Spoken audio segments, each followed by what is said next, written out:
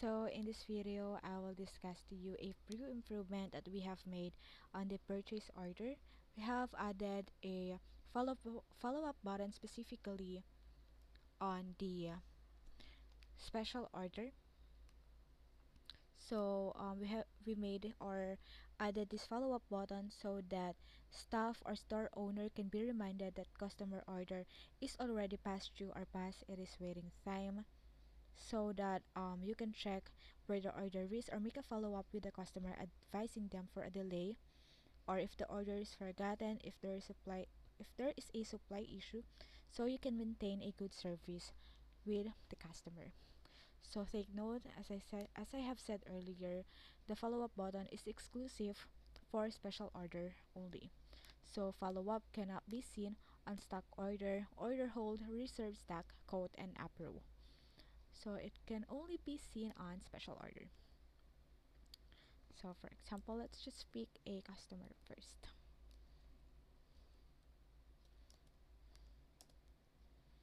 For example, this one. Sorry, let's just okay. So as we can see here, the follow-up date is set to January 28th. So it is now it is January 14th right now. So it is set 14 days after the special order has been made, but we can change the settings or the default date to the default follow-up date by going to the settings, field display, and scroll down until you see the special order follow-up day. So as you can see here, 14 days was tick on. So for example, we want to follow up every 7 days, so I'll just tick 7 days and hit unsave. And then once we go back to the purchase order tab and refresh this one, let's just select another let's just do another special order. For example, this one. So you can see here that from January 28th, the follow-up date is now changed to January 21st, but you can still select dates after January 21st. Just take note that you can only select dates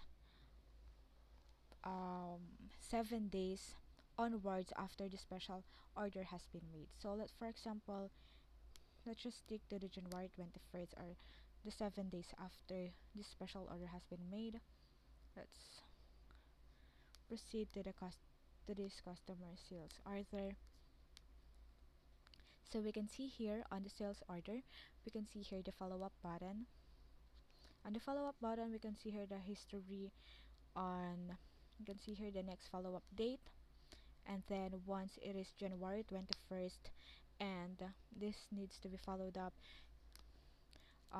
you can add here a note saying that this has been followed up, and then you can set the next follow-up date in here. For example, I want to follow up with an order on January 28th. As you can see here, the add follow-up note is still gray out because it is not yet January 21. So an indication that the customer order needed to be followed up is the red exclamation point beside the customer name. So as you can see here, Carl Tess has a red exclamation point beside his customer ID. This means that this customer needed to be followed up. So once we expand this one, we can see that there is a sales order number that needs to be followed up. So once we click on this one, you can see here that order is overdue. Once you click on the follow-up button, you can then add follow-up notes here and then select, let's just say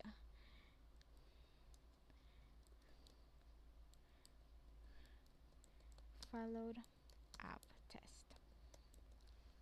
And then for example, I want the next follow-up date to be January 21st, and let's add the follow-up note.